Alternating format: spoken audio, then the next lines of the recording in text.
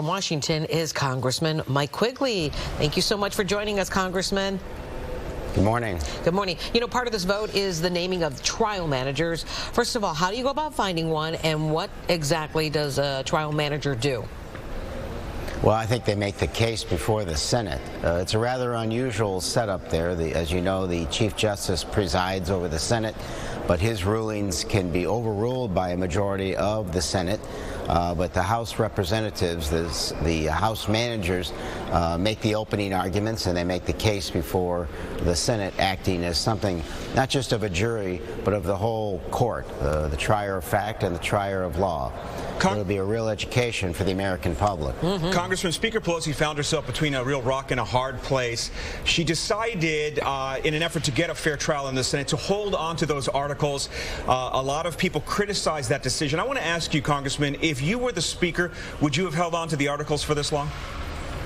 No, I think it worked. You know, what are you trying to accomplish? I don't think you're going to change Mitch McConnell's mind, but there are 4 or 5 senators that if you had their vote, you could at least have a fair trial. And by a fair trial, I think the American people know it when they see it. It has documents. And it has witnesses.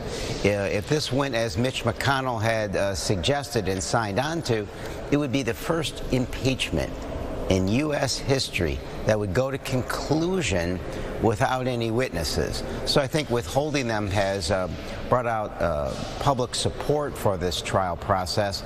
Over 72% of the American people want to see witnesses at the trial.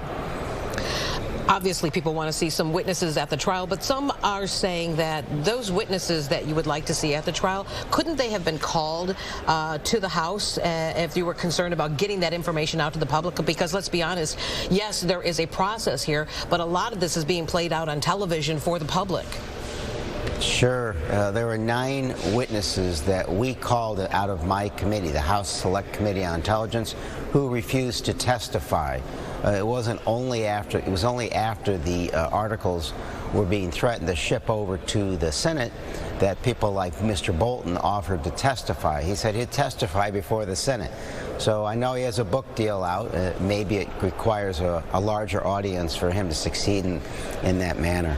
Okay, so Congressman, a lot of folks would argue you're racing towards a red light. You need 67 votes in the Senate to convict. You're probably not going to get them. At the end of the day, what is your hope personally that we get out of a trial?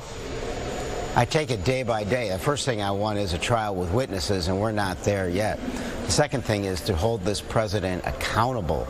The fact of the matter is, even under the Russian investigation, the special counsel made clear that he did not exonerate the president. I think it's pretty obvious that the president wasn't indicted only because DOJ regulations don't allow it. But he detailed there were 11 times the president obstructed justice. And the day after he testified, this call with the Ukrainian President Zelensky took place. Clearly, this president moves on to higher crimes and misdemeanors if he's not held accountable. If only we accomplished that, then it was worthwhile. Congressman Quigley joining us live from Washington, D.C., our nation's capital. Thank you so much for joining us again here on Good Day Chicago. Anytime. Thank you.